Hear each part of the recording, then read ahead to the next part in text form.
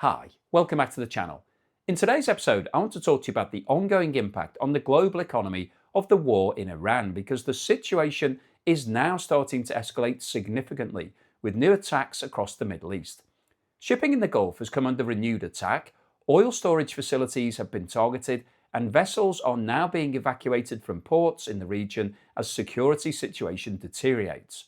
Oil prices have surged back above $100 per barrel. Some regional crude contracts have spiked significantly higher, and financial markets around the world are reacting negatively, with both stock markets falling and bond yields rising. At the same time, the political messaging around the war remains highly uncertain, with some suggesting the conflict could be nearing an end, while Iran is demanding security guarantees that make a ceasefire extremely difficult. There is also growing speculation surrounding the leadership situation inside Iran itself, with questions emerging about the country's newly announced supreme leader. So in today's video, we'll take a look at the latest escalation in the attacks across the Middle East, what's happening with oil markets, how financial markets are reacting, the unexpected consequences for Russia, what the prospects are for ending this conflict, and finally the mystery surrounding Iran's new leader. The conflict has intensified with a wave of attacks targeting shipping and infrastructure across the Gulf region. It's been reported that 6 oil tankers have now been attacked in the Gulf and the Strait of Hormuz, with missiles and drones used against vessels moving through some of the world's most important shipping routes. Some ships were reportedly set on fire during the attacks, and a cargo vessel was also struck, with several crew members reported missing. At the same time, there have been drone strikes targeting fuel storage facilities in Oman, damaging oil tanks and creating serious concerns about the safety of nearby infrastructure.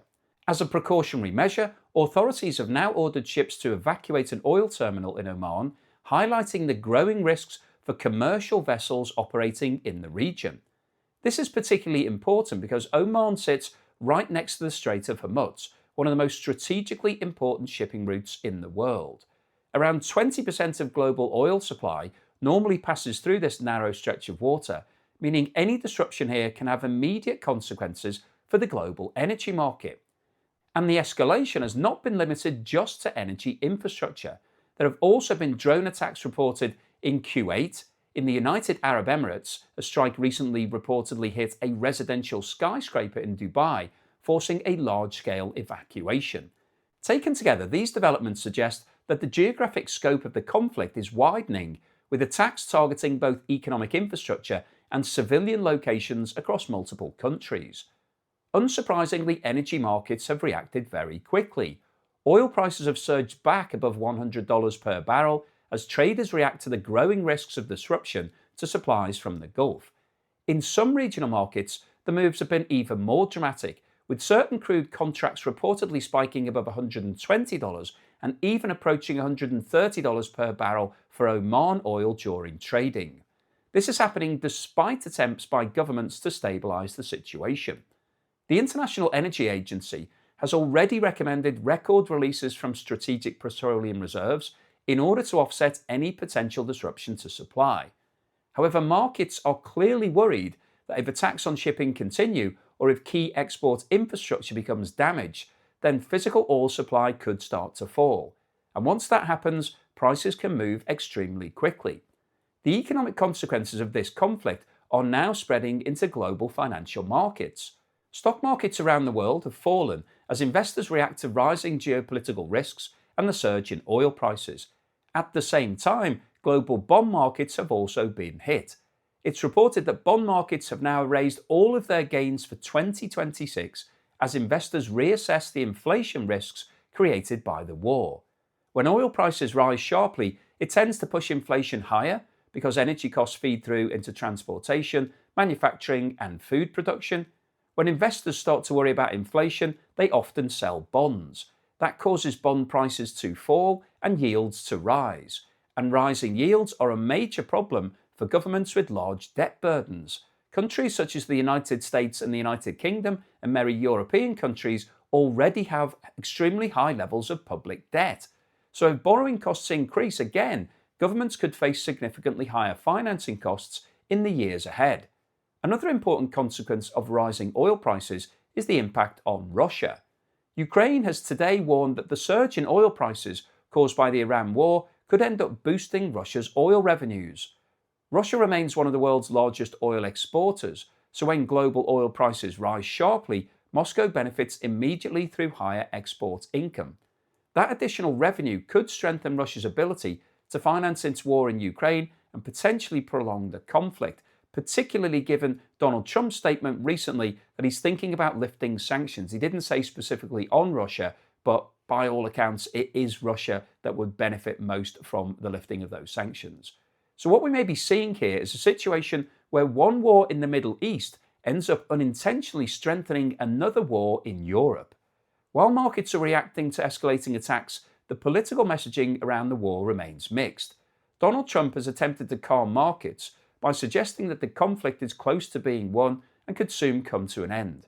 However, statements coming from Iran suggest something very different. Iranian officials have said that they would only agree to a ceasefire if the United States and Israel make a binding commitment never to attack Iran again. That would effectively amount to permanent security guarantees, and it's extremely unlikely that either Israel or the United States would agree to such a commitment, which means the chances of a ceasefire appear relatively low at this stage. There is also a lot of speculation about the new leader of Iran. After the previous supreme leader was killed at the beginning of the war, Iranian authorities announced that his son would take over as the new leader of the country. However, since that announcement, there have been no public appearances, no speeches, and no confirmed images of him. This has led to speculation that he may actually have died in the same strike that killed his father, possibly while attending the same war meeting. Some analysts believe Iran may have announced him as the new leader, even if he has already been killed. The theory is that the United States and Israel have said that they will target replacement leaders. Naming somebody who is already dead would effectively make that threat impossible for them to carry out. In other words, they would be declaring a leader who cannot be assassinated because basically he no longer exists. At this stage, this remains speculation, but I think it's a really interesting development. But the absence of any public evidence of the new leader is raising serious questions about what may actually be happening behind the scenes in Tehran. So when we step back and look at the overall situation, several key developments are now shaping the global economic outlook. The scale of attacks across the Gulf region appears to be increasing, with tankers, cargo ships, and energy infrastructure all coming under fire. These attacks are creating major disruption risks for global oil supply, pushing prices sharply higher. Financial markets are beginning to react, with stock markets falling and bond yields rising as investors worry about inflation and geopolitical instability. Higher oil prices could also end up benefiting Russia and strengthening its ability to finance the war in Ukraine. And finally, there are growing concerns about Iran's political leadership, adding another layer of uncertainty to the already volatile situation. The situation is evolving rapidly, and the economic consequences are already spreading across global markets. If the attacks on shipping continue, or if major oil infrastructure is damaged, the world could be facing a much larger energy shock. For now, investors, governments, and businesses are watching developments very closely. Now, I'll keep you posted on any further developments as soon as they occur, but I wanted to make this video really just to highlight the fact that this war seems to be getting worse rather than getting better. So despite the fact that Donald Trump is saying that it's close to an end, Iran doesn't seem to be on board for that. It hasn't read that memo. It continues to attack lots of the countries surrounding it, causing major disruption in the global oil markets, which obviously then have a knock-on implication to the global economy. So hopefully you've enjoyed today's video, you found it useful, informative, and most importantly, thought-provoking. That's what I'm trying to do, provoke some thoughts, get you thinking about what the implications of what's going on in Iran are for everybody around the world, because nobody will be able to avoid this impact.